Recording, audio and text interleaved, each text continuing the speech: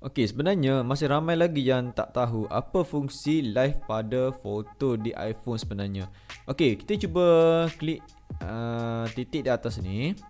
Okey, kemudian jika korang tengok di sini, ni adalah fungsi live. Okey, jika kita tekan, okey, kita tutup fungsi live ni.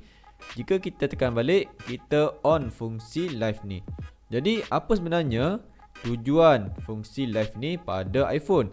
Okey, sebenarnya banyak cara lah ataupun banyak benda yang kita boleh buat dengan fungsi live ni. Okey, sama ada untuk kita buat kreatif untuk foto kita. Tapi dalam video ni saya nak tunjukkan salah satu kegunaan lah. Okey, apa fungsi live sebenarnya. Okey, sebagai contoh, ni adalah gambar keluarga saya masa ambil hari raya tu. Okey, jika korang tengok di sini, gambar ni ada sedikit cacat. Okey, di mana benda ni menghalang muka anak saya. Jadi, macam mana saya nak ambil ataupun saya nak gambar ni jadi lebih cantik. Okey, jadi di sinilah fungsi live ni. Okey, first kali kita klik 3 garis di bawah ni. Okey, kemudian kita klik pada live di sini. Okey, kemudian jika korang tengok ni ada 4 segi ni. Okey, kita drag ke kiri ataupun ke kanan. Okey, kita boleh drag ke kiri atau ke kanan.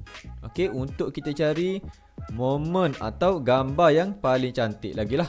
Okey, jika korang tengok ni, bila saya cuba drag ke kiri, okey, benda ni dia dah mula beralih.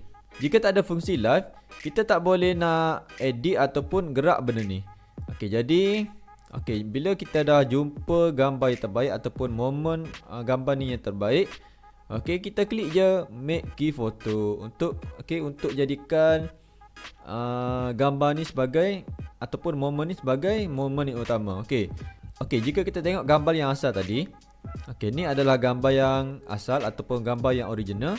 Okey, benda ni dia menghalang muka anak saya. Dan bila saya guna fungsi live tadi, okey, benda ni kita boleh ubah.